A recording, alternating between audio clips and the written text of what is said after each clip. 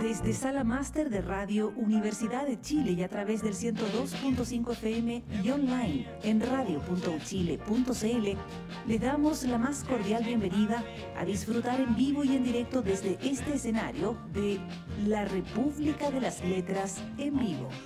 Un ciclo de lecturas sobre los 50 años del golpe militar. En esta ocasión, Omar Sarraz, Patricio López, Alberto Mayol y Antonella Esteves comentarán la novela Primavera con una esquina rota de Mario Benedetti. Además, contaremos con la participación del actor del Teatro Ictus, Roberto Poblete en las lecturas, y del maestro Romilio Orellana en la guitarra. Bienvenidos a la República de las Letras en vivo.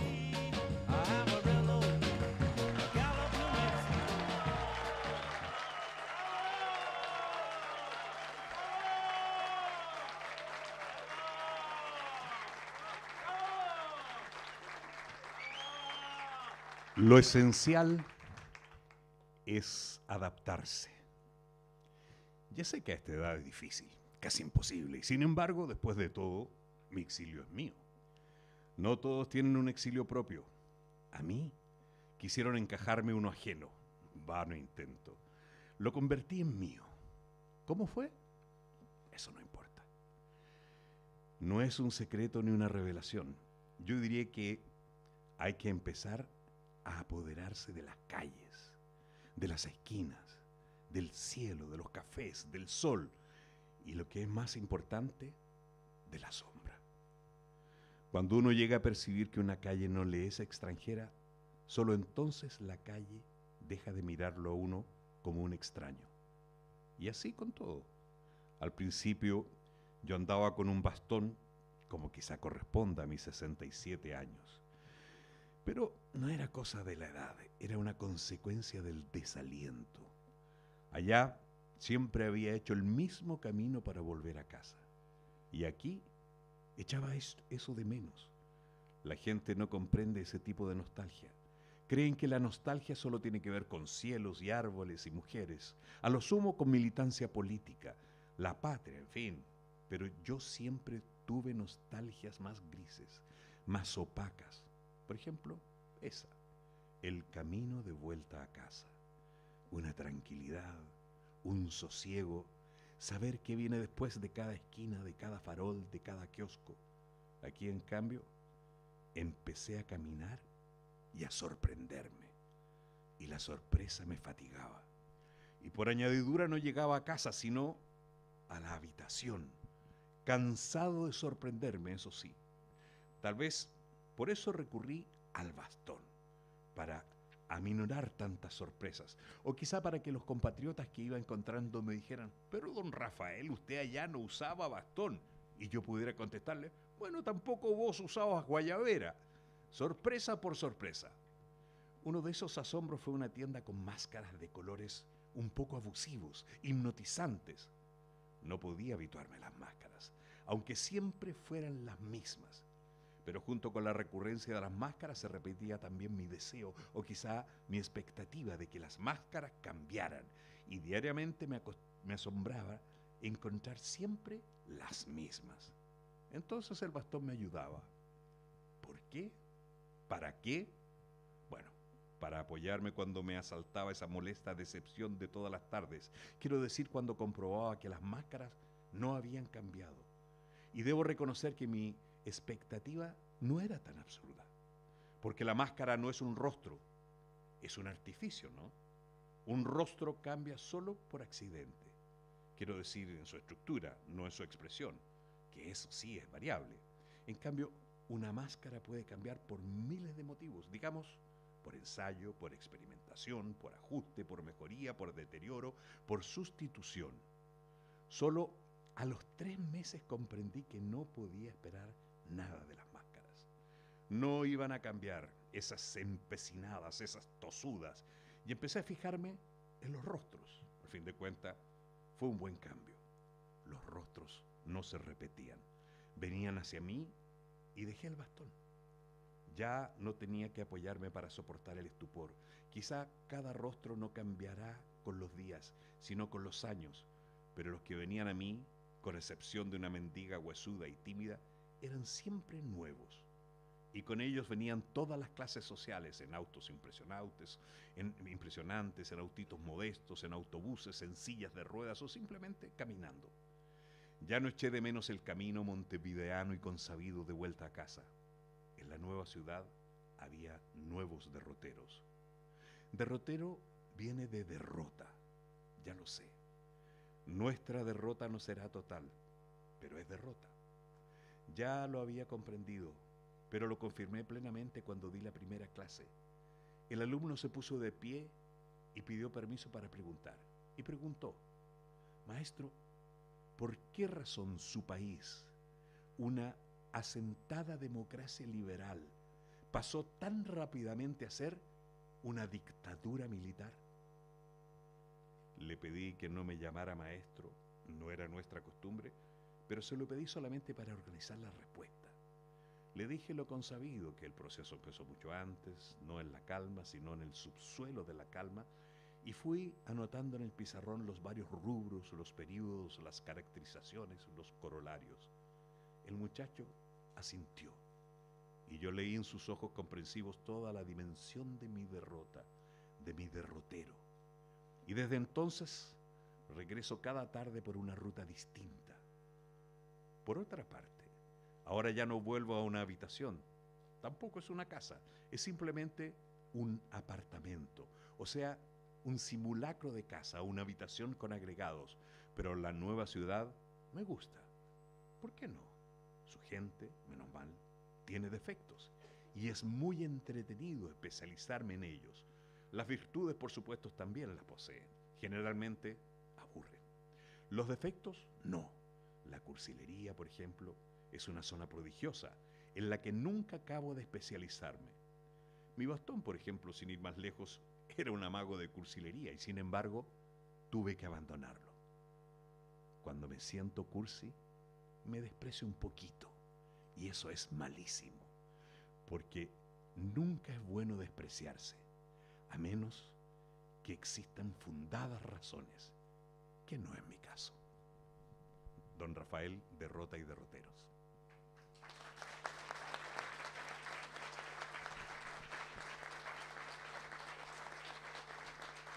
Don Roberto Poblete.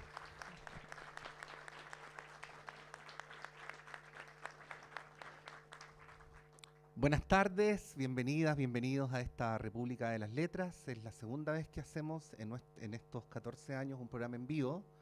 Es súper extraño para nosotros, la verdad. Estamos disimulando nuestro nerviosismo. Porque claro, estamos los cuatro solos y eso nos da una cierta pretensión de impunidad que es falsa. Pero bueno, estamos felices de tenerlos acá, pero más allá de la felicidad, decir que con esto estamos inaugurando un ciclo que tiene por objetivo compartir entre nosotros y con ustedes algunas lecturas a propósito de los 50 años del golpe civil militar. Vamos a ser intransigentes en la reivindicación de la memoria y por supuesto en poner este tema aunque algunos lo quieran esconder o ocultar. Y decir que esto además es una celebración porque durante mucho tiempo, durante varios años, pasó el tiempo y no nos dimos ni cuenta, hicimos el programa por Zoom. Alberto no lo veíamos hace mucho tiempo y por eso nos pone tan feliz tenerlo acá con nosotros y que estemos todos los cuatro acá. Y también porque esta sala estuvo cerrada varios años, entonces para nosotros es especial por varios motivos este programa y por otros más que no alcancé a decir en esta primera vuelta, pero la idea es que compartamos la palabra entre todos, así que sin más, don Omar Sarraz, buenas tardes, buenas noches. Buenas tardes, un gusto estar con ustedes, es muy lindo ver directamente a la gente aquí y poder conversar con ustedes. Bueno, es una obra muy linda de la que vamos a empezar a hablar, pero antes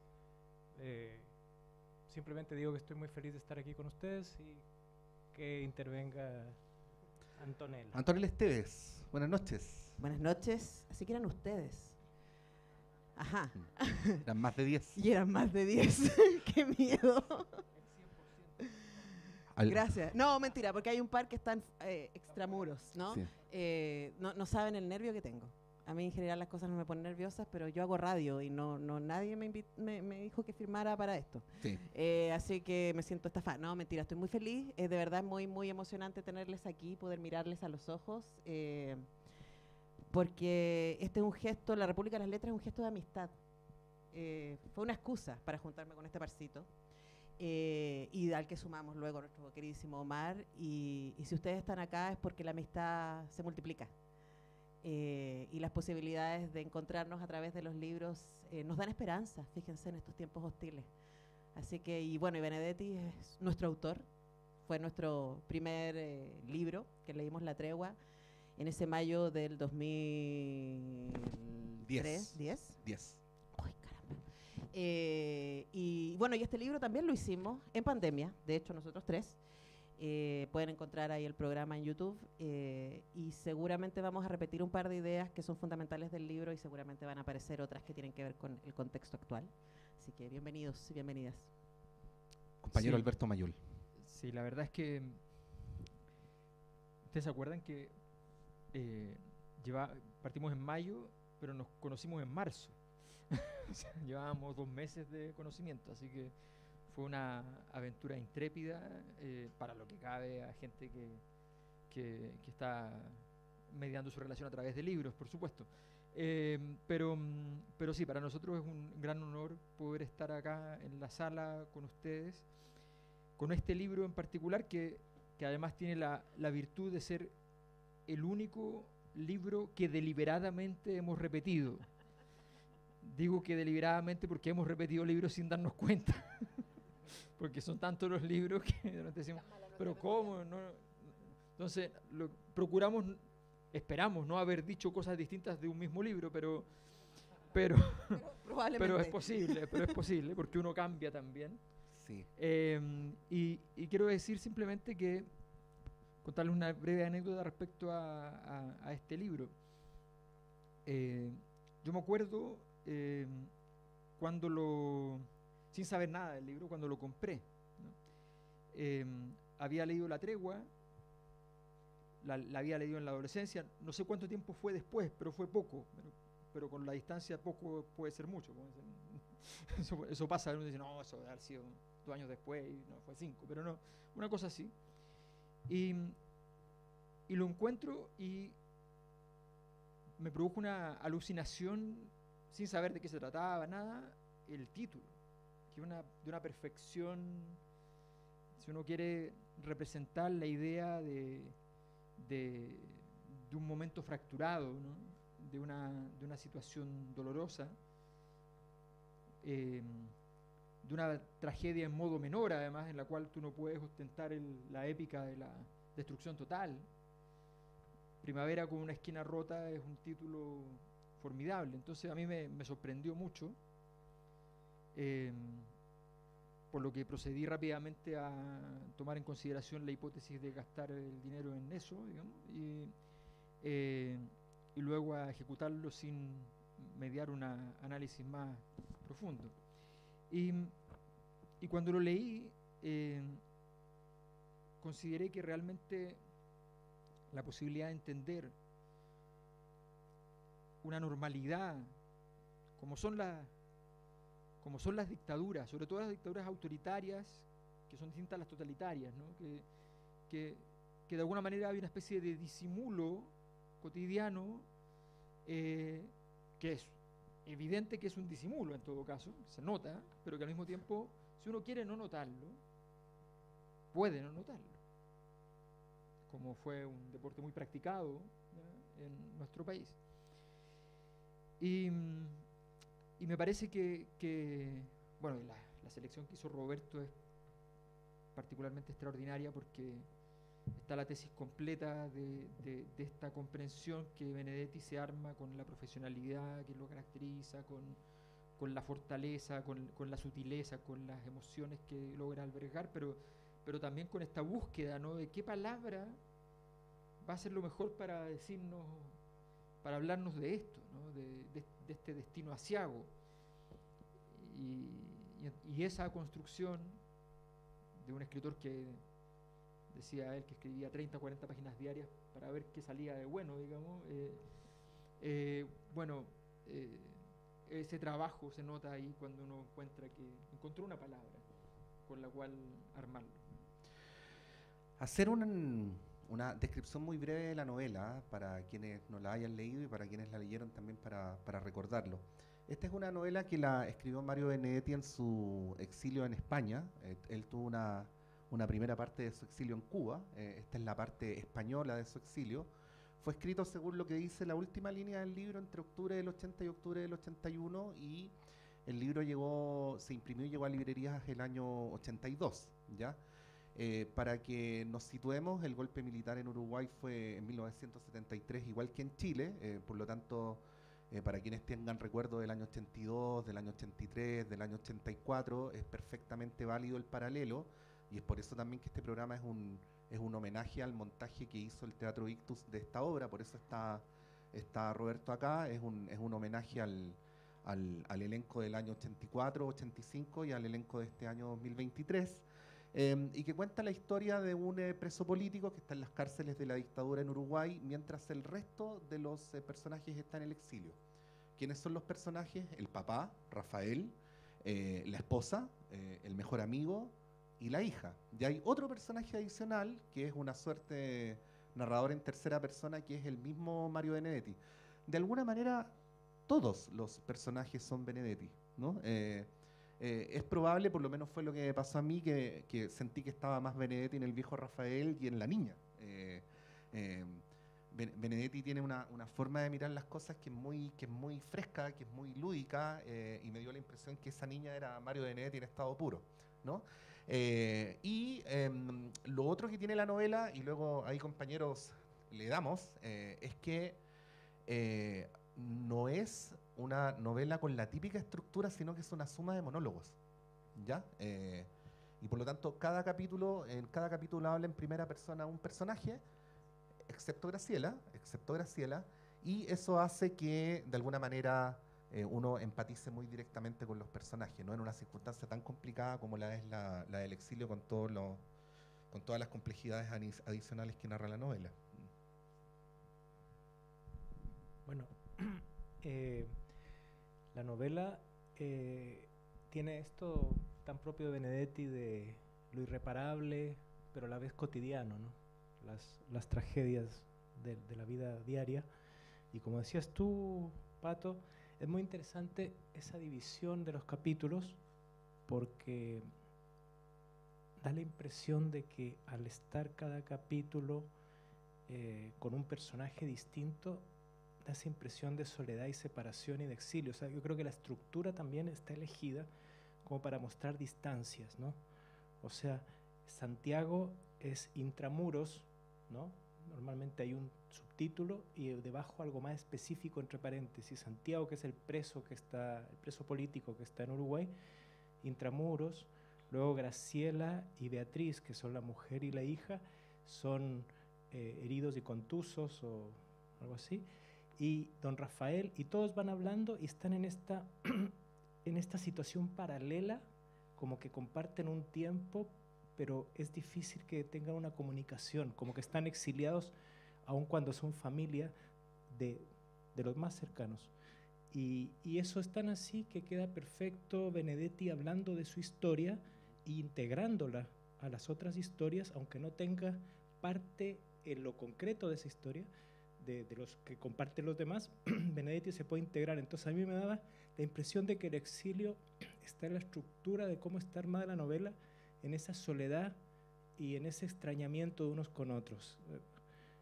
Eso para empezar. Y lo de siempre, Benedetti mostrando la catástrofe pequeña, cotidiana, esas penas que todos tenemos y dándole importancia. Así que es muy bonito y muy, muy cercano. Sí, yo creo que es importante, especialmente en estos contextos, hacer memoria de los dolores, ¿no? Y a veces nos quedamos con los dolores espectaculares de la Crónica Roja, podríamos decir. Y mucho se ha hablado de el exilio dorado, ¿no? O de la beca Pinochet, por ejemplo, ¿no? Y con una falta de respeto, por supuesto, Y lo que hace Benedetti es mostrarnos qué significa exactamente el exilio, en su caso y en el caso de estos personajes, y los derrumbes internos que empiezan a suceder ahí. Lo que Pato no contó, para quienes no leyeron la novela lo saben, es que estando él encarcelado y la familia en el exilio, ella, que estaba profundamente enamorada de su compañero cuando él fue arrestado, después de no verlo 5 años, empieza a sentirse absolutamente y comprensiblemente distanciada de él. Y sintiéndose muy culpable al respecto también, porque qué mala mujer es cuando ya no quiere estar con alguien que no ve hace 5 años, pero que es un buen compañero. Y que es un preso político. Y que es un preso político, y que es consistente, y con el que tuvo una relación maravillosa por más de 10 años, con el que tiene una hija maravillosa, etcétera, y empieza a sentir vínculos sexoafectivos con el amigo, ¿no? Con todas las complicaciones que eso tiene. Y una cosa que decíamos nosotros en el programa que hicimos en pandemia sobre esta novela era que una de las brillanteces que tiene Benedetti en la construcción de esta novela es que el villano está fuera de la novela. El villano es la situación, el villano es la dictadura, sin duda, ¿no? Pero acá no hay personajes malos. Todos están haciendo lo que pueden con la situación terrible en la que están viviendo y todos tienen mucha integridad al respecto. Ya hay unas conversaciones preciosas, por ejemplo, hay una conversación entre Graciela y Rafael, que está bellamente actuada en el Ictus. Por favor, vayan a verla ahora, vamos a hablar de eso en un ratito más, pero todavía está en cartelera hasta la primera semana de septiembre, entiendo. Y ahí, bueno, Paula Charim con Roberto Poblete interpretan esa escena donde ella le viene a contar a su suegro, que además es como su padre, que ya no ama a su hijo. Y es dolorosísimo porque es tan comprensible. Y yo creo que esa es una de las bellezas. Cuando Alberto hablaba del título, Primavera con una esquina rota, es pura melancolía, ¿no? Es esta cosa que es preciosa y es bella, pero está dañada. Y eso es básicamente la vida de todas estas personas, porque incluso si pueden tener la esperanza de reencontrarse, que al final del libro se van a reencontrar, ya no son los mismos y van a estar cruzados por estos dolores. Sí, pues bueno, hay una palabra, un anglicismo ahora que se llama spoiler, ¿no? Que uno cuenta como el final, pero... Chiquillos, la novela es del 80, si sí, ya no la leyeron, ya no sé qué decir. Pero sí, a mí, además que yo considero que no hay nada mejor que contar el final al o sea, tiro. No tiene no. ni una gracia. No. O sea, no, claro, por supuesto. Claro. La escena final, no voy a entrar en detalles, pero están todos en el aeropuerto esperando. Ahí parece que conté los detalles. Esto nos pasa cuando estamos los Están 4 todos solos. en la puerta de salida. Cuando nosotros hacemos esto al aire no hay nadie más riéndose. No hay nadie. Sí, que, bueno, Igual se ríe la Camila o el Alexio que no esté pero no lo grabando, vemos. pero no lo pero escuchamos. claro, pero lo tremendo es que están todos esperando a Santiago, ¿no? Que ha sido liberado por la dictadura a propósito de una amnistía, en fin. Y son distintos estados de ánimo, ¿no? Beatriz, que es la hija, la más chiquitita, está feliz porque va a llegar su papá, pero un papá que al mismo tiempo casi no conoce y casi no recuerda, ¿no? Pero al mismo tiempo el peso de la gravedad de la situación radica en los adultos, porque está la felicidad de que al fin este ser querido ha sido liberado, con todo lo que implica la prisión política. O sea, volvamos a decir las cosas que se nos ha olvidado decir, las torturas, los vejámenes, en fin. Pero ellos saben que el día después del reencuentro hay que empezar a iniciar el camino para contarle la verdad, ¿no? Y la verdad es que su esposa, que es en cierta medida la que a él lo ha mantenido resistiendo en la cárcel, se ha enamorado de su mejor amigo. Ahora, esto la novela lo cuenta, como me imagino, como todos nosotros hemos leído a Benedetti, con la humanidad de Benedetti, ¿no? Con la indulgencia de Benedetti, con la dulzura de Benedetti, con la comprensión de que esas cosas, incluso entre personas que se quieren mucho, pueden llegar a pasar, ¿no? Bueno, estamos en la República de las Letras, estamos un poco empaquetados, ¿ah? Sí, hay que ver ahí cómo final del primer bloque. Sí, final del primer bloque. Y decirles que no vamos a poner ninguna canción porque tenemos el honor de que el maestro Romilio Orellana toque para nosotros, para ustedes y todos los que están siguiendo la transmisión en este día sábado. Vieron que el lunes y sábado al mismo tiempo, y a través del canal de YouTube, el arreglo de el maestro Juan Antonio Chicoria Sánchez para un tema que no sé si ustedes lo ubican, La Partida, de un tal Víctor Jara. Eso. Víctor Jara, Romilio Orellana. Gracias, Romilio.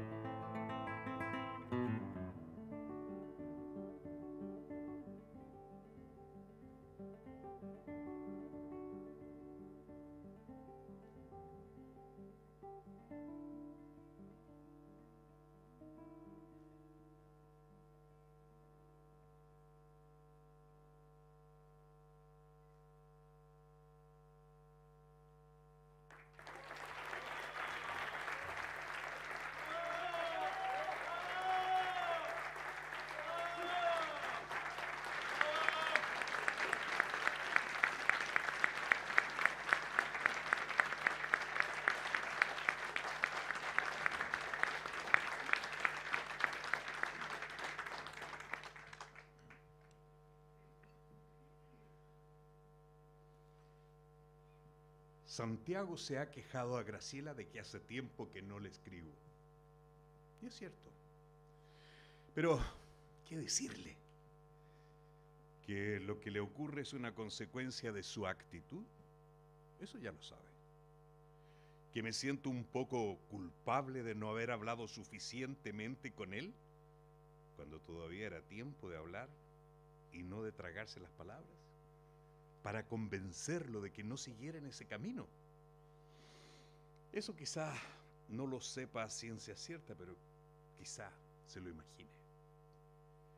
También ha de imaginarse que, de haber tenido él y yo esas discusiones en profundidad, él habría seguido de cualquier manera la ruta que en definitiva eligió.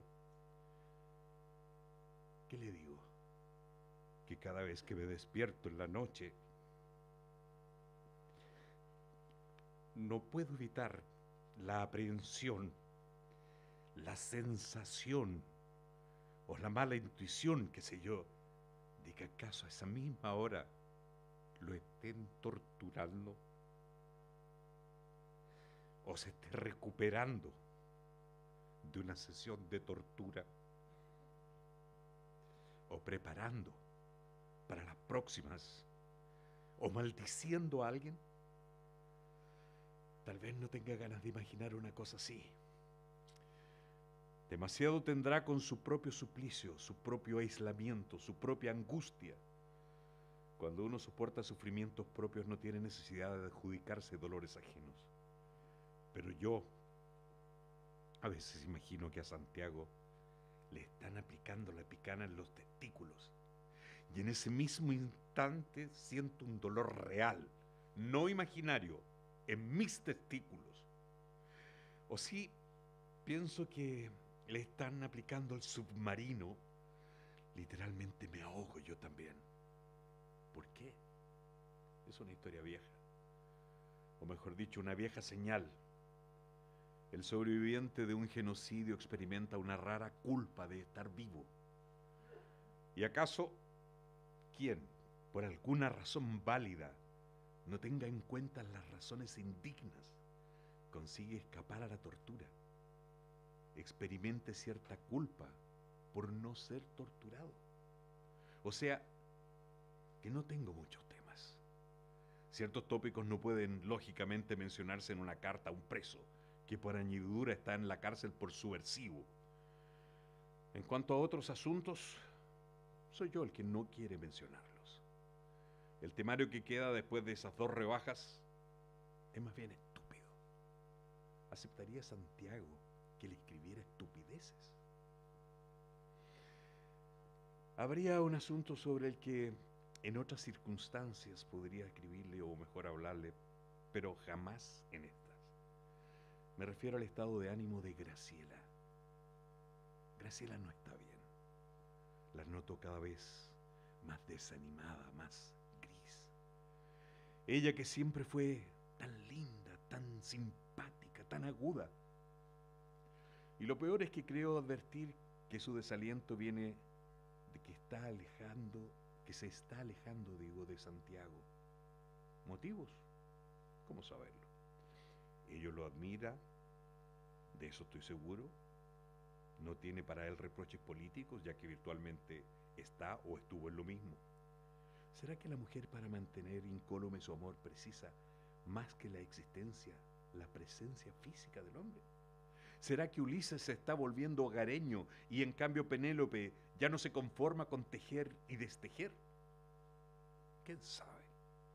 Lo cierto es que si no me atrevo a tratar el tema con ella, a quien veo casi a diario, menos me puedo permitir tratarlo con Santiago, a quien solo envío alguna carta de vez en cuando. También podría contarle de mis clases, de las preguntas que me hacen los muchachos, o quizá de cierto proyecto de volver a escribir otra novela. No, ya es suficiente con un fracaso. Quizá un libro de cuentos, no para publicar. A mi edad eso no tiene importancia. Tengo la impresión de que significaría un estímulo para mí.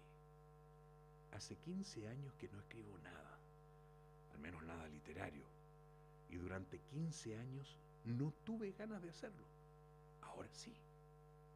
¿Será esto una señal? ¿Algo que debo interpretar? ¿Será esto un síntoma? ¿Pero de qué? Don Rafael, una culpa extraña.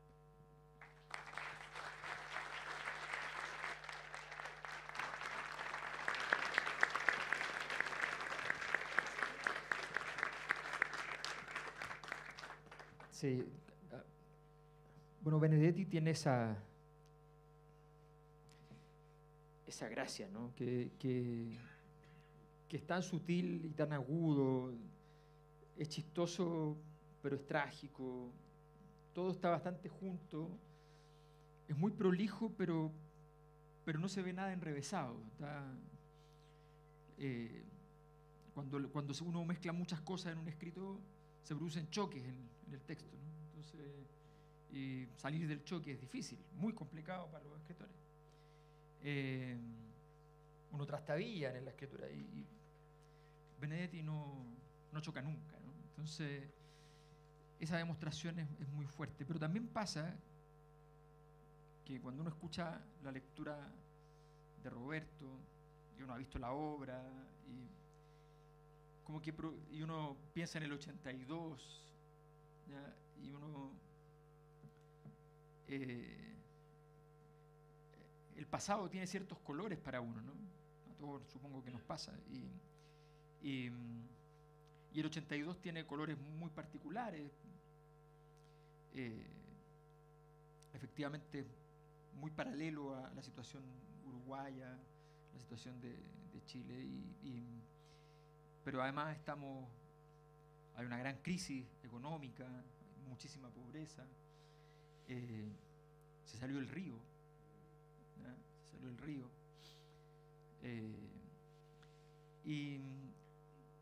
Y de alguna manera todo estaba literalmente desmembrándose, ¿no? Incluyendo la dictadura que tuvo que abrir. Recordemos que originalmente el lema era: tenemos metas, pero no plazos. Y el periodo del 80 al 82 es el periodo en el cual se empiezan a poner los plazos, ¿no? Es una concesión, ¿no? Es una concesión. Y esa concesión no viene del verbo conceder.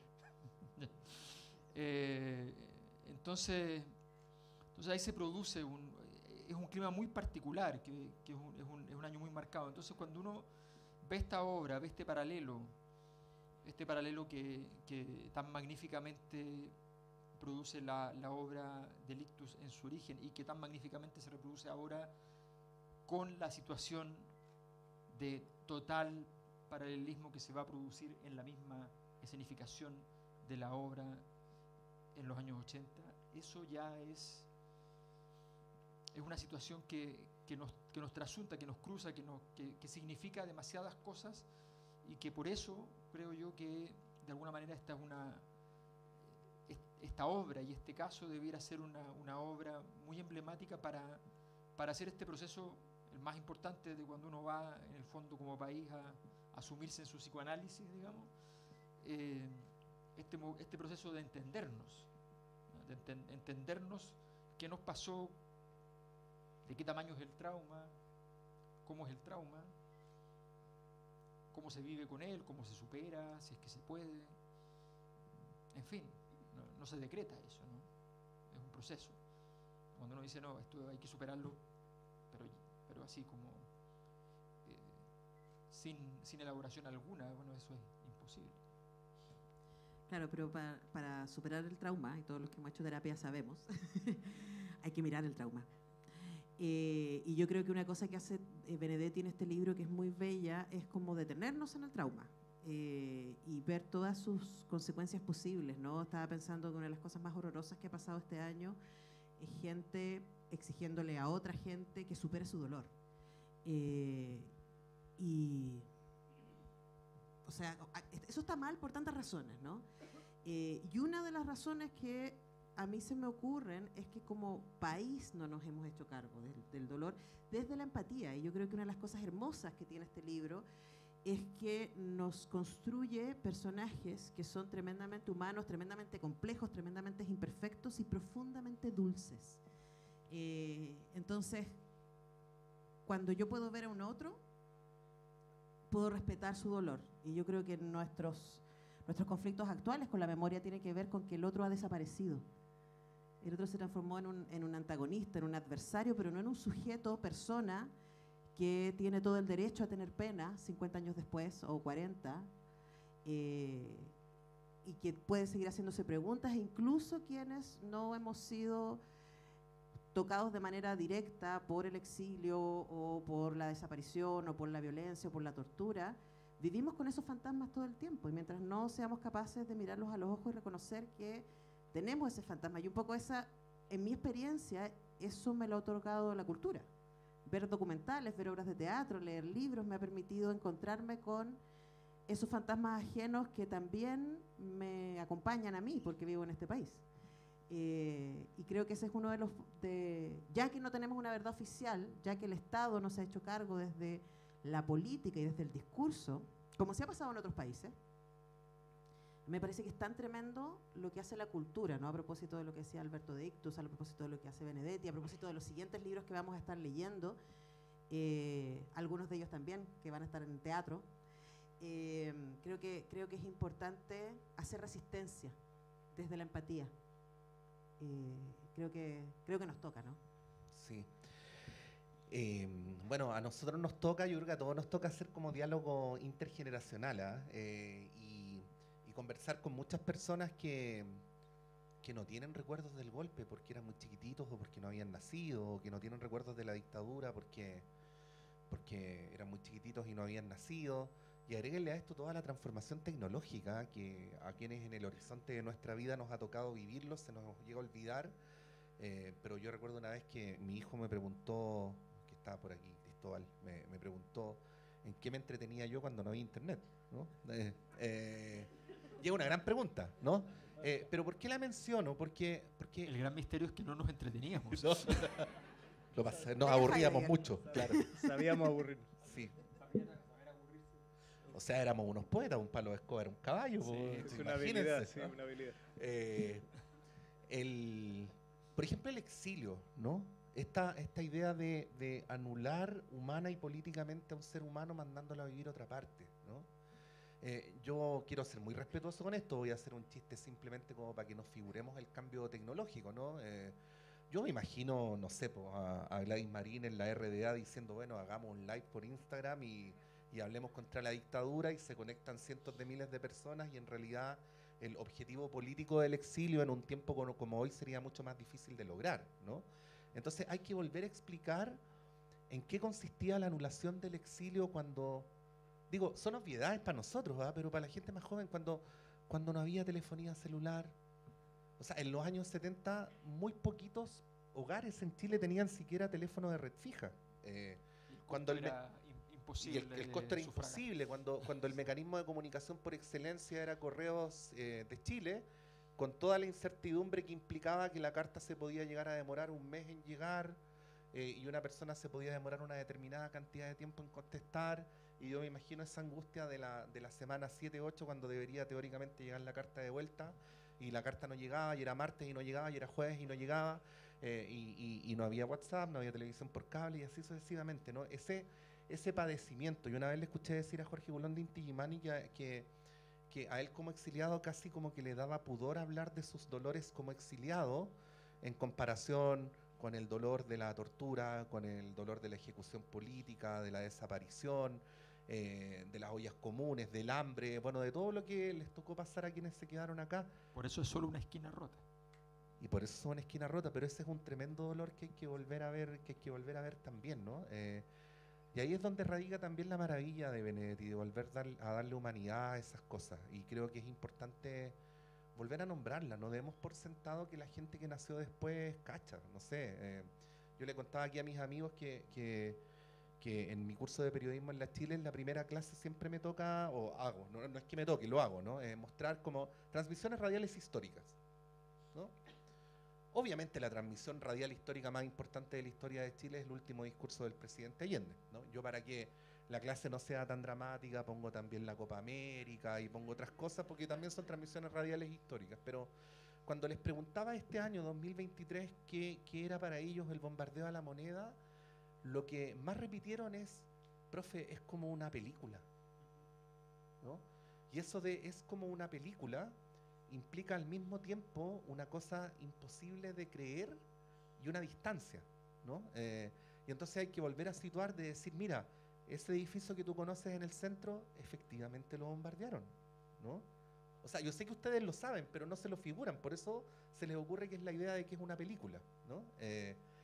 Y bueno, a propósito de lo que decía antes, esto es súper hipotético, no hay cómo probarlo, no hay aquí método científico para probar esta cuestión, pero siento que parte del terreno que ha avanzado el negacionismo tiene que ver con que dejamos de decir esas cosas, ¿no? Y como decía muy bien la Anto, de repente las obras literarias, las obras artísticas nos ayudan a volver a situarnos en ese momento, en esa sensibilidad, que es también lo que logra la obra, ¿no? Por eso todos los que hemos ido a ver la obra hemos salido súper conmovidos. Claro. Y eso es lo que hace el arte, ¿no? Porque cuando uno tiene una emoción y llora, se descarga. O golpea la mesa, se descarga. Pero en el arte esa emoción se intensifica y permanece. Y lo que nos hace falta es justamente que todo esto que ocurrió, la literatura, el teatro, la pintura, todas las artes, todas las formas de expresión, lo conserven, porque así no va a parar de reverberar. Entonces yo pienso que lo que hace Benedetti es salvar un dolor, una instancia que se descargaría cuando la gente, por ejemplo, cuando llega el exiliado, supongamos que esto fuera una historia. Es más que la historia real, porque la historia real siempre es circunstancial, pero imaginemos que la persona vuelve, Santiago vuelve, abraza a su mujer, se descargan, lloran, se enfurece, le da un golpe a su amigo cuando se da cuenta de que ya él está con su mujer, y todo termina ahí. Pero llega Benedetti, escribe 200 páginas y eso no se va a acabar nunca, así que creo que tenemos que mantener, el arte es fundamental para que la historia, la imaginación, o sea, justamente se dice muchas veces una historia real. Yo creo que el mérito no es ese, el mérito es que aquí está todo concentrado. Aquí hay todas las historias reales y al mismo tiempo hay imaginación y eso es más verdad que un hecho sin profundidad, ¿no? Entonces, es una gran oportunidad poder tener un libro como este. Una pregunta rápida, porque sé que tenemos que ir a la pausa. Sí. ¿Cuándo? ¿Es sobre el dolor o es sobre la fortaleza? ¿Quién dijo que son contradictorios? ¿No? Hay que elegir una alternativa, soy profesor. Yo tengo un amigo muy sabio que dice las dos cosas pueden ser ciertas al mismo tiempo. Sí. ¿Quién? Un amigo sabio que tengo por ahí. A veces se ilumina y dice cosas Profesor, como todas las anteriores. Claro, Es que además es re fácil ser fuerte cuando todo va bien. O sea, aquí la cosa es cómo ellos resuelven, además ser íntegros, ¿no? A mí me encanta el personaje de Graciela, y me encanta, yo estaba pensando a propósito de por qué Graciela es la única que no habla en primera persona. Beatriz habla en primera persona, Rolando. Beatriz es la niña y Graciela es la esposa de Santiago. Rolando habla en primera persona, Santiago habla en primera persona, Rafael habla en primera persona, pero Graciela no habla en primera persona. Se la describe a Graciela y su voz aparece en los diálogos. Y yo quiero pensar, porque me cae bien Benedetti, que él le tiene mucho respeto a este otro femenino que desconoce. Con la niña es más fácil, ¿no? Porque aparece, como decía tú, el más juguetón y el más luminoso y el humor absurdo de Benedetti, ¿no? Y es muy Mafalda la niña, ¿no? Es muy Mafalda. Sí. Súper Mafalda. Pero con Graciela está profundamente confundida. Y de hecho ella, antes de cualquier cosa, dice: no me hallo, no estoy confundida, no debería estar sintiendo esto que estoy sintiendo. Y me parece que en esa estrategia de Benedetti de no darle una voz en primera persona, sino más bien describirla, él reconoce su distancia con esto, pero le da un espacio a su incomodidad, a su deseo, a su necesidad de piel, a su necesidad de sentir que tiene un compañero aquí que existe, ¿no?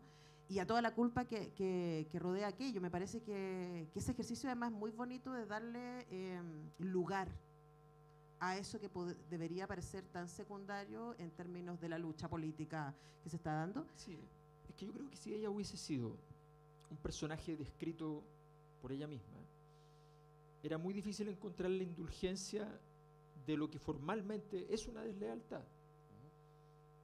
Entonces tú necesitabas poner una posición en la cual desde afuera aterrizara. Que haya un juez que la indulte, ¿no? Claro, que haya una indulgencia que venga desde afuera, un dios. La literatura permite siempre que haya un dios en la escena, digamos, que es el narrador. Pero ahí, a propósito de tu pregunta, pues, Alberto, yo creo que su fortaleza, la de Graciela, está en reconocer su debilidad. Y está en decir, ¿sabéis que de verdad esta situación me supera? Por supuesto. Pero es distinto, es más difícil cuando alguien te cuenta su historia y la historia tiene algo que tiene un elemento ominoso, impronunciable. Es más difícil probablemente que tú lo internalices tan fácilmente como cuando la historia te envuelve y tú de pronto sientes que claro que se entiende, que claro que con un poquito de distancia uno dice, bueno, pero ¿y qué podíamos esperar? Cuando uno se está dando mucho palo, claro. eso enseñó mi psicóloga, es como se da mucho palo, es como, bueno, pero si tú fueras tu amiga sí. y vinieras con este rollo, ¿no? Exacto. ¿Cómo te tratarías tú? Tú serías indulgente. A veces. Ahora, A veces. Solo quiero depende de la situación y de la amiga. Ante la pregunta de Alberto, si lo vemos la dialéctica que no está de moda, el concepto de la unión siempre de dos opuestos. O sea, un concepto nunca es real si no están las dos cosas a la vez. Entonces, yo creo que es muy dialéctico en ese sentido porque está toda la fortaleza y toda la debilidad en cada página.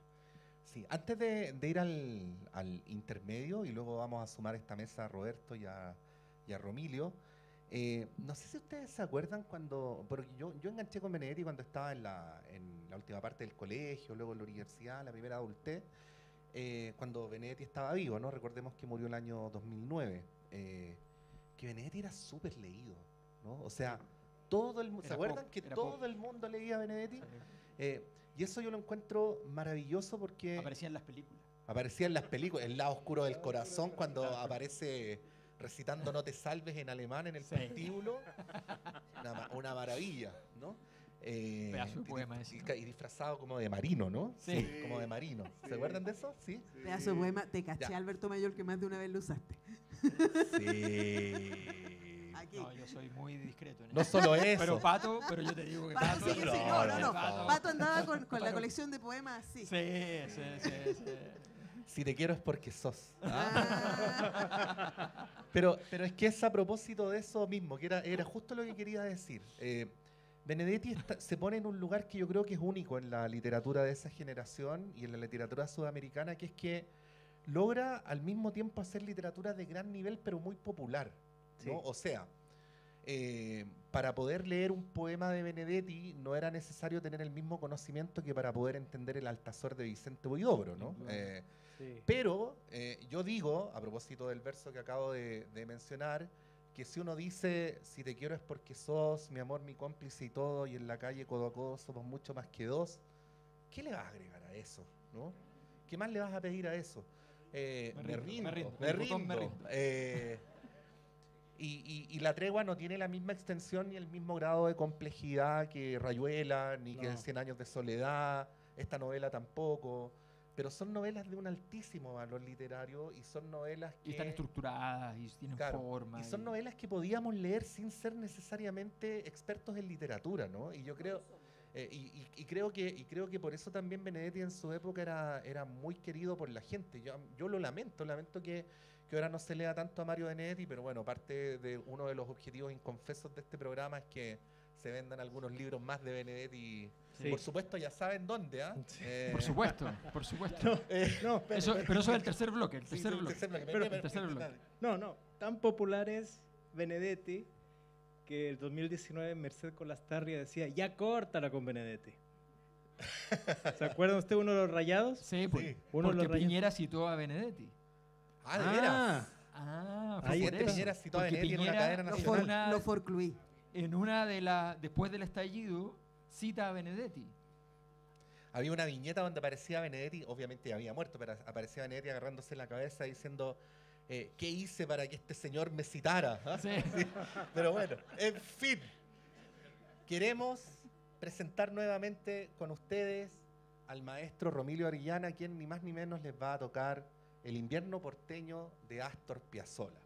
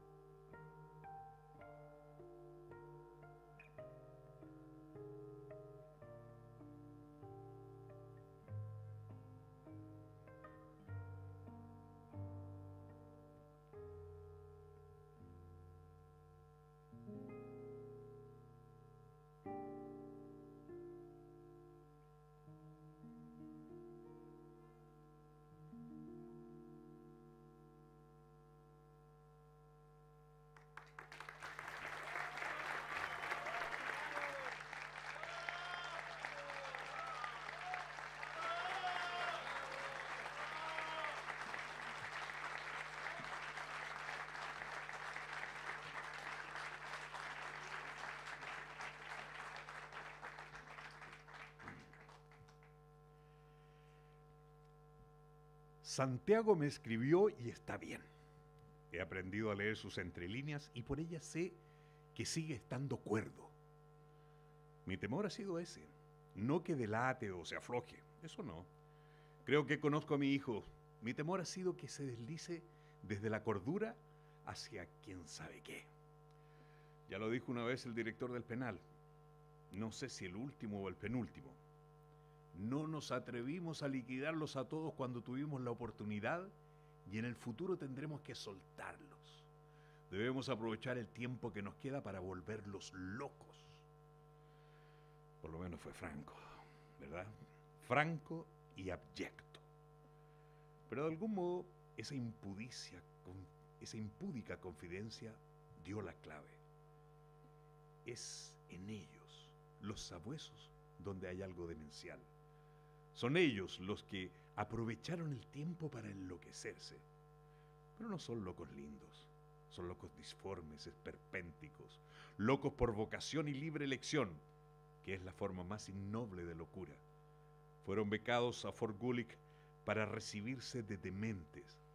Ahora bien, aunque aquel director del penal dijo eso hace más de 5 años, yo me sigo aferrando a las únicas 6 palabras aprovechables de su escalofriante programa. En el futuro tendremos que soltarlos. Digamos que a Santiago no se atrevieron a liquidarlo cuando tuvieron la oportunidad, pero ¿estará entre los que soltarán antes de que enloquezcan? Aspiro a que sí. Santiago ha logrado generar, o quizá descubrir en sí mismo, una extraña vitalidad. Su descenso a los infiernos no lo ha incinerado, chamuscado tal vez. Pienso que, más aún que afiliarse a una esperanza, allí lo que cuenta es aferrarse a la cordura. Y él sigue cuerdo, toco madera por las dudas que sea sin patas. Por ejemplo, esta cuchara de olivo que, además, es regalo de Lidia. Sigue cuerdo porque se ha incrustado de modo voluntario en la cordura y está dosificando prudente y sagazmente sus odios. Eso es decisivo. Los odios vivifican y estimulan solo si es uno quien los gobierna. Destruyen y desajustan cuando son ellos los que nos dominan. Sé que es difícil tener sentido común cuando se ha pasado por la humillación y el mutismo empecinado, y el asco a la muerte, y la alarma sin tregua, y el pavor solidario y el martirio en incómodas cuotas. Tras ese itinerario, aferrarse a la cordura puede ser una forma de delirio. Solo así puede explicarse esa machacona lealtad al equilibrio. Y también por los principios, claro. Pero hubo gentes con muchos y sólidos y declarados principios que, sin embargo, flaquearon y después se sintieron como el culo. Gentes a las que no enjuicio, que esto quede y me quede bien claro, porque uno no sabe quién es realmente, cuán incinerable o incombustible es hasta que no pasa por una hoguera. Digo sinceramente que los principios son, por supuesto, un elemento fundamental, pero solo uno. El resto es respeto a sí mismo, fidelidad a los demás y sobre todo mucho empecinamiento, mucha terquedad en bruto y también se me ocurre ahora una progresiva desmitificación de la muerte. Porque este es en definitiva el argumento más contundente y taladrante que esgrimen, la posibilidad cierta, la comparecencia genuina de la muerte, pero no una muerte cualquiera, sino la muerte propia. Y solo rebajándola ante sí mismo, solo mutilándola de su legendaria reputación puede el hombre ganar el forcejeo, convencerse de que morir no es después de todo tan jodido si se muere bien, si se muere sin recelos contra uno mismo. No obstante, se me ocurre, a mí que nunca pasé por ese riesgo, que no debe ser fácil, porque en una coyuntura así uno está espantosamente solo, ni siquiera acompañado por la presencia mugrienta del techo o las paredes, ni por los rostros inmundos de quienes lo destrozan. Está solo, con su capucha, o más exactamente, con el revés de la arpillera, solo con su taquicardia, sus arcadas, su asfixia o su angustia sin fin. Es claro que cuando eso acaba, Cuando eso concluye y se es consciente de que se sobrevive, debe quedarle a uno un sedimento de dignidad y también un sarro permanente de rencor. Algo que nunca más se perderá, aunque el ambiguo futuro depare seguridades y confianzas, y amor y paso firme. Un sarro de rencor que puede volverse endémico y hasta llegar a contaminar las seguridades y las confianzas y el amor y el paso firme, tal vez compaginados en más de un futuro individual. O sea que estos implacables, estos peritos de la sevicia, estos caníbales inesperados, estos hierofantes de la sagrada orden del cepo, no solo tienen una culpa actual, sino también una proyección que roza el infinito de esa culpa. No solo son responsables de cada inquina individual o de la suma de esas inquinas, sino también de haber podrido los viejos cimientos de una sociedad entera. Cuando suplician a un hombre, lo maten o no, martirizan también, aunque no los encierren, aunque los dejen desamparados y atónitos en su casa violada, a su mujer, sus padres, sus hijos, su vida entera de relación. Cuando revientan a un militante, como fue el caso de Santiago, y empujan a su familia a un exilio involuntario, desgarran el tiempo, trastruecan la historia para esa rama, para ese mínimo clan. Reorganizarse en el exilio no es, como tantas veces se dice, empezar a contar desde cero, no, sino desde -4 o -20 o -100. Los implacables, los que ganaron sus galones en la crueldad militante, esos que empezaron siendo puritanos y acabaron en corruptos, esos abrieron un enorme paréntesis en aquella sociedad. Parecen paréntesis que seguramente se cerrará algún día, pero cuando ya nadie sea capaz de retomar el hilo de la antigua oración. Habrá que empezar a tejer otra, a compaginar otra, en que las palabras no serán las mismas, porque también hubo lindas palabras que ellos torturaron o ajusticiaron o incluyeron en las nóminas de desaparecidos, en la que los sujetos y las preposiciones y los verbos transitivos y los complementos directos ya no serán los mismos. Habrá cambiado la sintaxis en esa sociedad todavía nonata, que en ese entonces aparecerá como debilucha, anémica, vacilante, excesivamente cautelosa, pero con el tiempo irá recomponiéndose, inventando nuevas reglas y nuevas excepciones, palabras flamantes desde las cenizas, desde las prematuramente calcinadas, conjunciones copulativas más adecuadas para servir de puente entre los que se quedaron y aquellos que se fueron, y entonces volverán. Pero nada podrá ser igual a la prehistoria de 1973, para mejor o para peor, no estoy seguro. Y menos seguro estoy de poder habituarme, si algún día regreso, a ese país distinto que ahora se está gestando en la trastienda de lo prohibido. Sí, es probable que el desexilio sea tan duro como el exilio. La nueva sociedad no será levantada por los veteranos como yo, ni siquiera por los jóvenes maduros como Rolando o Graciela o Santiago. Somos sobrevivientes, es cierto, pero también heridos y contusos. Ellos y nosotros.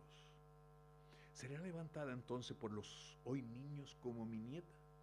No lo sé, no lo sé.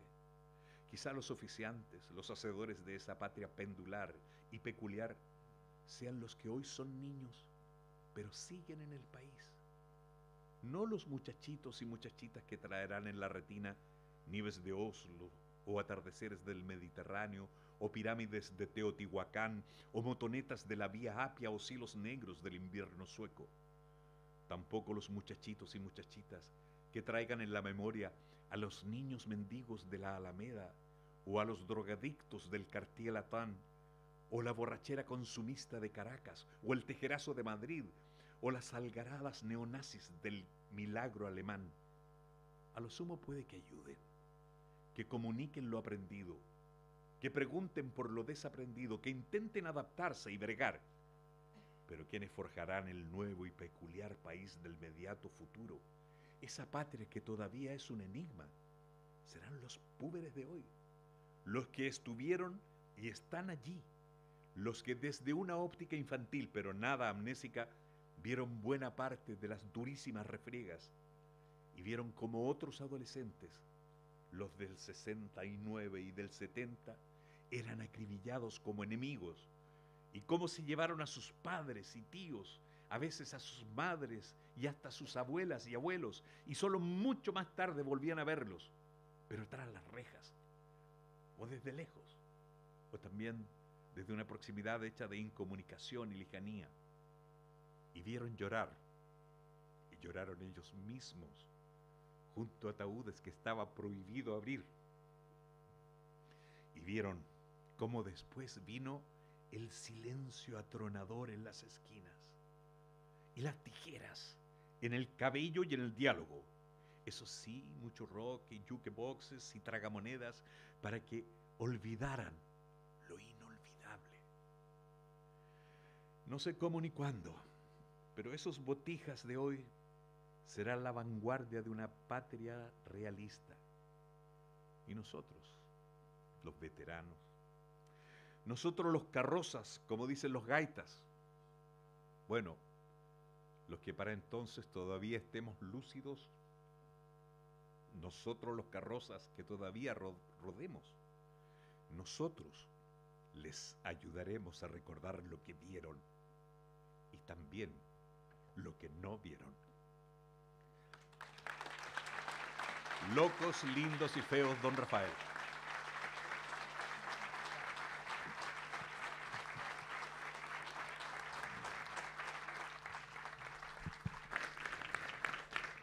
Bueno, entramos al tercer y último bloque y vienen los agradecimientos y todas esas Pero el cosas. tercer bloque es el tercer bloque. ¿Tercer bloque? Sí. Tercer bloque. Tengo que hacer mi trabajo. Pero por supuesto, sí, yo sé que tú eres el protagonista del es que el tercer tercer bloque. bloque es Bueno, muy de todos los importante. bloques, pero No, especialmente es que el tercero. Tengo que hacer mi trabajo. Y de mi porque corazón yo también. Solo, Sí. porque tengo un compromiso de vida que Omar lo intuye pero no lo sabe. ¿Ya? El único auspicio que leeré en mi vida es el de Librería Clepsidra. ¿Ya? Entonces, Gracias, amigo. Gracias. a 103 pasos de la queridísima Plaza Ñuñoa, justo a la salida del metro Chile-España, justo, donde se juntan la calle Macul, que no se llama Macul, con Irarrázaval. En esa esquina, en ese lugar, se encuentra Librería Clepsidra, al frente del club de jazz, pero ya no existe el club de jazz. Justo al frente. Visiblemente no existe. Su fantasma todavía está en ese lugar. Hay un paradero también del ex Transantiago allí, ahora con un nombre más modesto, más aburrido, menos trágico, ¿ya? E igualmente inútil, llamado Red. ¿Ya? En ese lugar se encuentra entonces Librería Clepsidra. ¿Ya? En ese lugar está el escaparate, un escaparate que nos encanta, que siempre visitamos. Siempre estaba en nuestras caminatas, cuando yo era estudiante, ahí pasando por el frente. Al interior ustedes encontrarán toda la variedad de libros posibles y además podrán disfrutar de, a veces, algunas veces, muy pocas veces, es verdad, del sótano, el gran misterio que solo Antonella de nosotros conoce. ¿Ya? No sé por qué. Y volví. Bueno, en ese lugar, el Librería Clepsidra, José Pedro Alessandri 94, ustedes entonces pueden llegar y encontrar los libros que necesiten. Si no lo encuentran, lo va a buscar. ¿Ya? Omar nos va a decir siempre lo mismo. ¿Ya? Voy a- Si Lo no podemos, busco, no amigo. existe. Lo busco. Si no lo podemos, no busco, amigo. existe. Sí. Si no existe, lo Y inventamos. si no por existe, lo inventamos. Por ustedes. Es necesario. Es Alberto. necesario. Entonces, Grandes ahí- literatos, ¿no? Y también Sí. pueden ir a la página web libreaclepsidra.cl y pueden estar en las redes sociales y ahí pueden encargar el libro para que le llegue mucho más aburrido, pero bueno, uno a veces lo necesita para que llegue a casa en cualquiera de las regiones del país. Así que, Sí. librería Clepsidra, un aplauso para la librería que más queremos. Gracias. Gracias. Trataremos. Sí. Gracias. Paula, está ok lo que habíamos visto, ¿no? Lo de los regalos. ¿Sí? Bueno, tenemos una sorpresa de la librería Clepsidra. Solo unas poquitas personas van a tener la suerte de llevarse a la casa un libro de la librería Clepsidra. ¿Y saben lo que tienen que hacer para eso? No, pues ¿cómo van a saber si no se lo he dicho? Ya. Tienen que literalmente revisar debajo de su asiento. Dios mío, ¿pero cómo? ¿Cómo? Y poner la manito abajo A del ver. asiento. ¿Debajo? ¡Ay! ¡Esa! Pensé que era una No, voz. bueno, hay gente que piensa que los libros son Allá una está bomba, la ahí otro, el mira qué otro. bien. Eran dos así. Aplauso. Ya. Última mención antes de darle la palabra a los maestros, ya que a Alberto le gusta hacer preguntas. Aplausos para Alessandro también, por favor.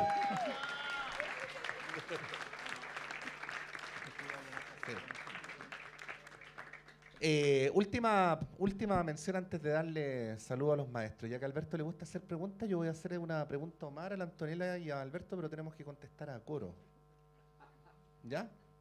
¿Cuál es el ser humano, aparte de nosotros cuatro, o más que nosotros cuatro, más importante de la República de las Letras? 1, 2, 3. Cristiano Teiza.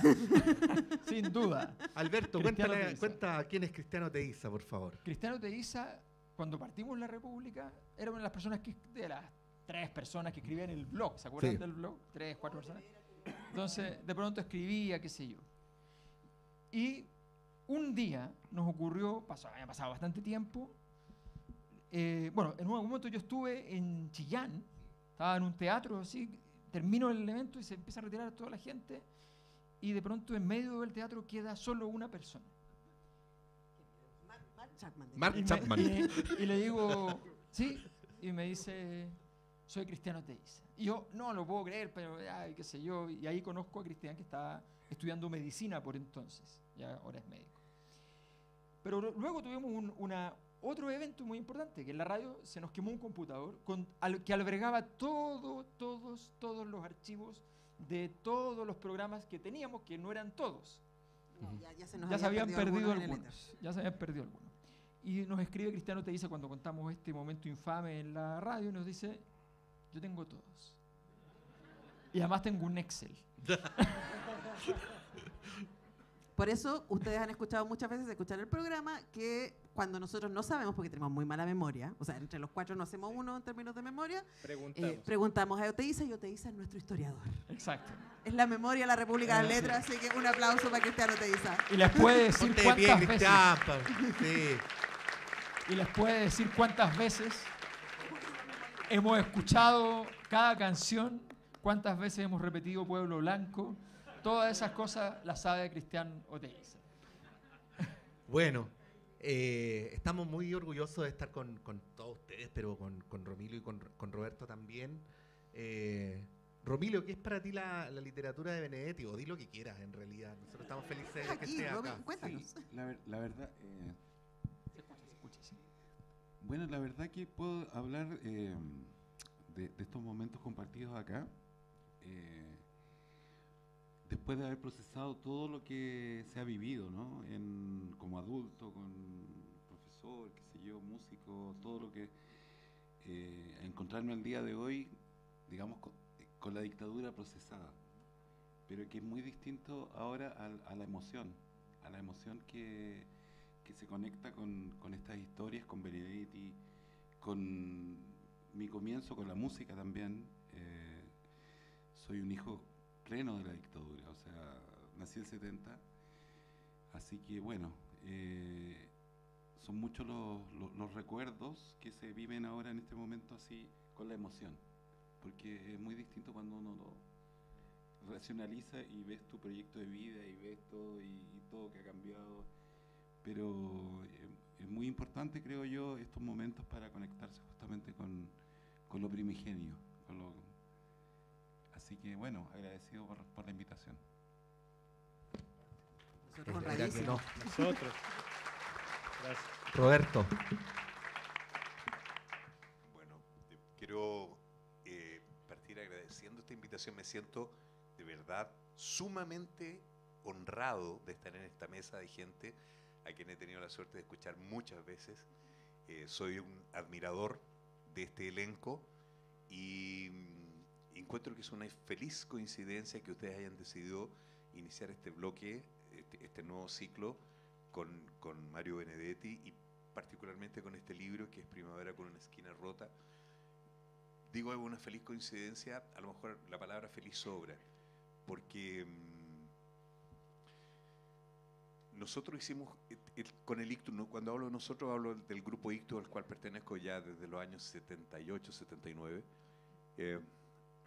Hicimos esta obra el año 84, por allí empezó, o sea, estrenamos esta obra, 84. El 83 fuimos a una gira a Venezuela y una de las cosas que aprendimos en esa gira, aparte de ver a todos los maestros, porque en Caracas se reunía la flor y nata del teatro mundial, de ver a todos esos maestros que uno conocía solamente por escritos y por los libros, conocimos ese profundo dolor para los seres humanos que era el exilio. Lo conocimos, así nos tocó, nos llegó y quedamos muy impresionados con todo lo que conversamos y todo lo que escuchamos y todo lo que nos dijeron. Y cuando volvimos, nos encontramos con este libro, con el libro de Benedetti, que hablaba del tema del exilio, y dijimos, este es el libro que tenemos que poner en escena. Y nos metimos de cabeza a trabajar en eso. Luego el 84 fuimos, antes de estrenar la obra, fuimos precisamente a un encuentro de teatro en Montevideo, Uruguay, y allí aprovechamos de arrancarnos con Isim Charín, Delfina Guzmán, en fin, y toda la gente del elenco del teatro, Claudio Di Girolamo. Nos arrancamos los lugares que menciona este libro. Estuvimos, me recuerdo, en Solís, que es un balneario precioso, que está a camino, está entre Montevideo y Punta del Este. Y estuvimos en todos los rinconcitos que menciona de Montevideo, en fin. Y ya habíamos leído muchos otros libros de Benedetti, por lo tanto estábamos muy contactados con esta realidad, además este país tan hermano que tuvimos la dictadura el mismo año, el 73, y luego un plebiscito el año 80, nosotros lo perdimos, ellos lo ganaron, en fin, y cosas que nos hermanan en muchas cosas, la gente de teatro sobre todo. Y luego estrenamos esto y pasaron muchas cosas cuando estábamos haciendo esta obra. Y ahora remontar esta obra cuando Paula Charín, que es la directora artística de Ictus hoy día, dice, vamos a hacer esta obra, yo salté inmediatamente y dije, no, por ningún motivo, esta obra es una obra muy triste.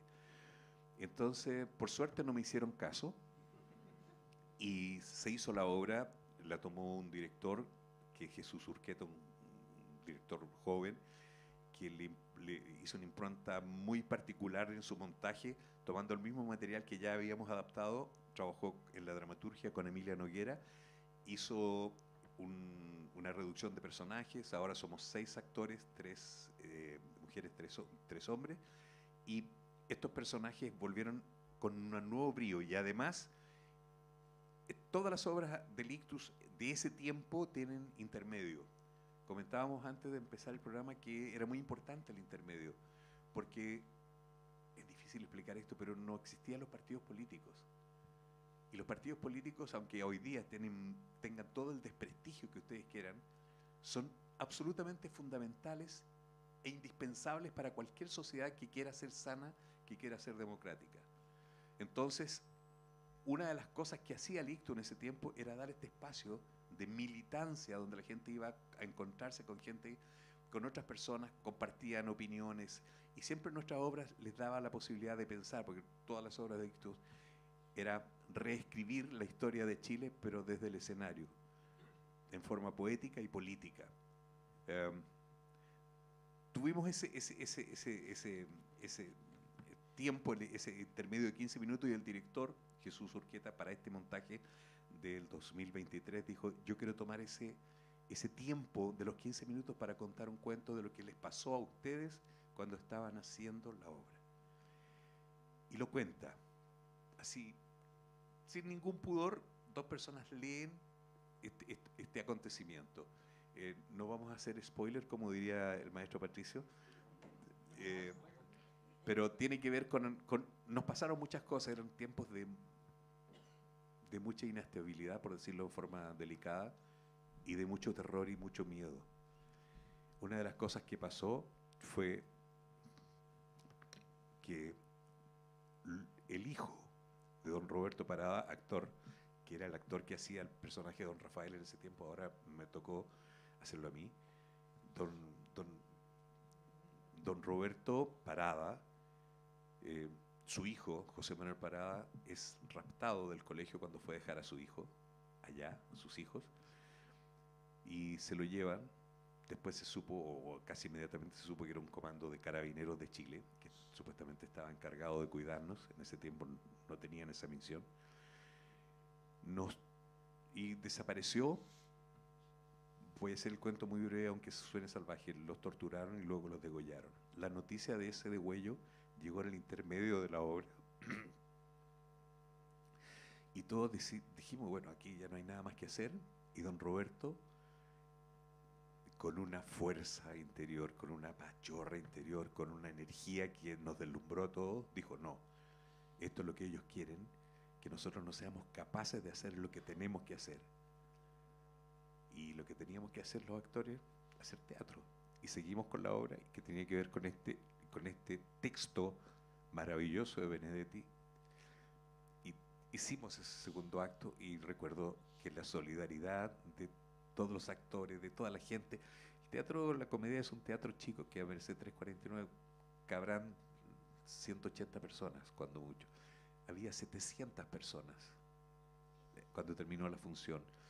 Y terminó la gente saludando a don Roberto, subiendo al escenario, llevándole flores, y él lo único que dijo fue, dedico esta función en memoria de mi precioso hijo.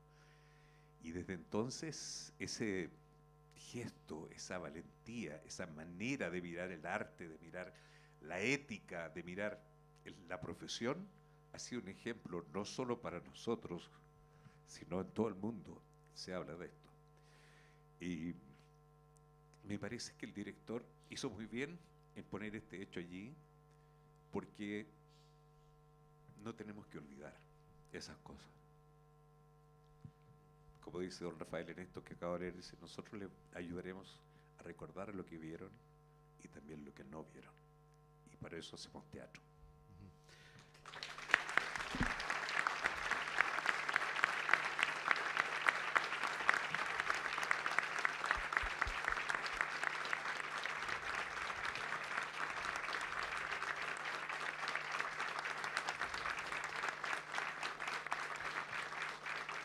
Roberto, y con tu permiso, y parafraseando a don Roberto Parada, dedicamos esta función a la memoria del precioso padre de José Manuel Parada, Roberto Parada. Muchas gracias.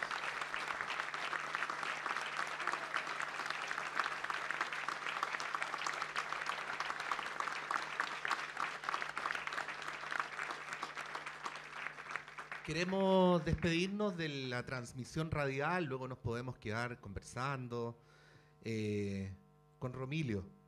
Romilio ha preparado una tercera pieza para ustedes. Miren cómo se cruzan los cables. Tú hablabas de Venezuela. Romilio va a tocar para ustedes 2 piezas seguidas. Una, Como llora una estrella, de Antonio Carrillo, y luego el vals Natalia, del maestro Antonio Lauro. Y con esto finaliza esta edición especial de la República de las Letras. Romilio.